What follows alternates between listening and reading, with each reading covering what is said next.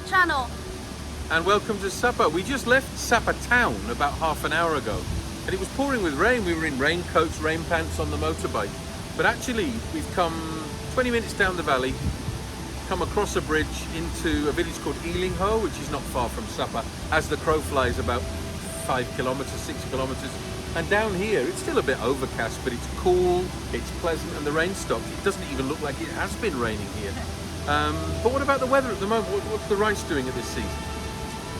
About 3 more weeks, I think the rice gonna get ready, and all of the local people, we will start harvesting. Yeah, but at the moment, we get a few rain, but mostly at night, and during the day, it's not get rain. So I'd say beginnings of August, you'd expect the rice to be greening, changing colour, beginning to yellow. Harvest is typically any time from mid-August right the way through to the first week in September. So it's still pretty green at the moment. I like this time of year because everything's verdant, bright green. But anyway, follow us, we're just going to show you a bit more.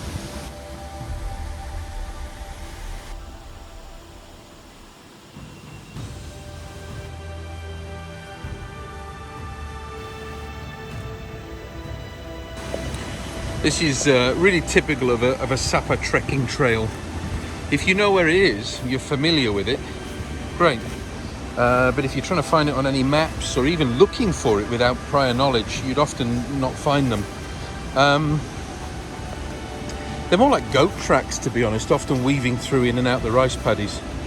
And summer being the wet season, you can see if I go a bit closer, it's mostly made of clay, which is perfect when dry, a little bit sticky if it rained a while ago, like now. We're quite fortunate, but treacherously slippery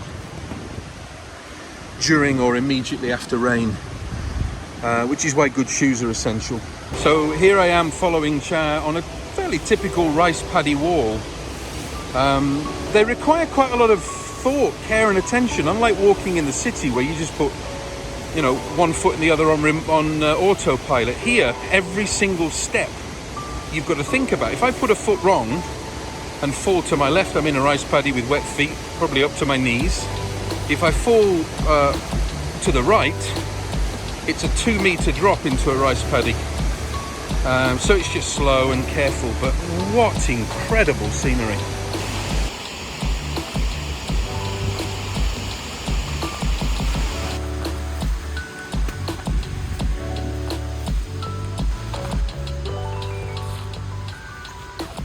Another type of scenery that you often see in Sapa is in the bamboo forest. Sometimes when we go through here, this time of year, there are lots of bamboo shoots.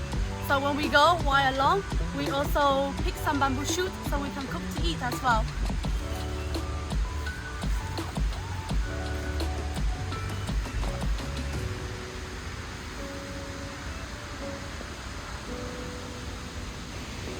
The good thing about this bamboo is there's plenty to hold on to, but you've always got to look for caterpillars first, because they have hairy skin here and they're really irritable. But yeah, this is great because it's like the perfect handhold. So if you fall, the consequences are low. There's always something to grab hold of. You wait for me to fall. Steep section here. The job has lots to hold on to. And lots of decent footholds. Thank goodness it's not raining here, Cha. I made it. So we've got to a point where the trail's blown out and there's been a little landslide into this lake. The trail we want is there, but there's no way unless we wade through or swim through. So instead we're going to head up through the bamboo, which is perfect for Cha because they're kind of Hmong-sized humans apart. It's going to be quite difficult for me. I don't know if I'm going to fit through, but yes, it'll be a funny video anyway. Go on, you lead on, I'll try and follow. No worry, when you go with me, always safe. Remember to grab along the bamboo.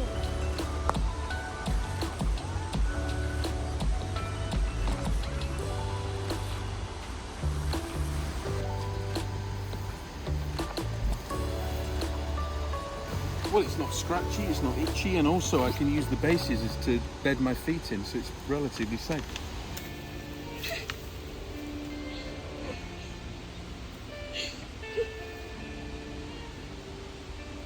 Good news is it's your turn next.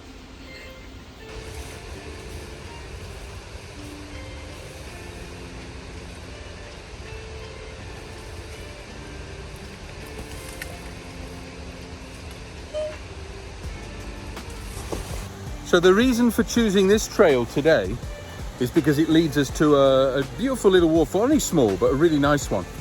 And another reason why Augusts are quite spectacular is because of the rain, the waterfalls are full. So this is a stream that runs quite flashy. If you were to come in October when the rains have subsided, there's barely any water in it, there's nothing but a trickle. But you'll see what it's like today. You can probably hear it already in the background, but as we get closer, it's a beautiful little spot.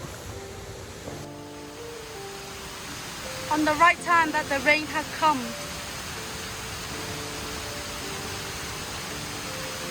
Got my raincoat. Got my rain pants on though. Where do you leave it? It's in the back of the motorbike. It's all right. Very nice temperature. It's not too cold. Right, let's see this waterfall. So we're here, hiding behind the waterfall, waiting for the rain to stop. And if it looks strange, it's because it is. I forgot to bring my raincoat. It's in the motorbike. So I'm under a tarp, which is actually a poncho belonging to Cha. So I've got waterproof pants on. I'm warm, I'm dry, but it's these conditions, these short bouts of heavy rain, that makes everything so vibrant. The rice fields are so green, the waterfalls are full, the rivers are teeming with water. It's part and parcel of summer in Sapa. I'm sure it'll pass in a few minutes.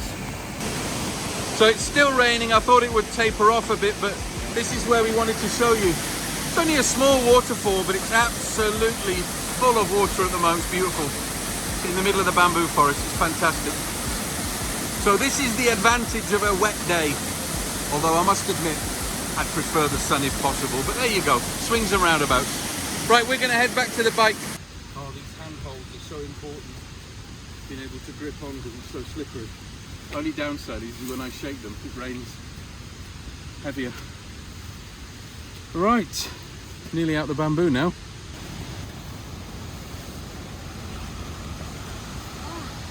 Now we're getting out and it stopped raining. Yeah, true.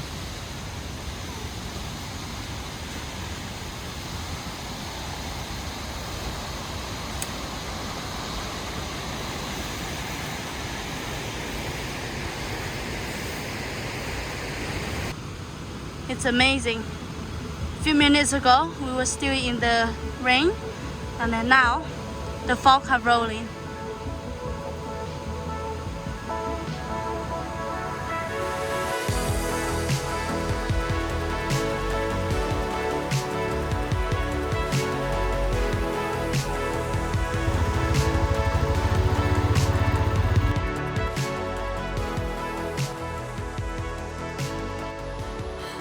So here we are, 20 minutes afterward.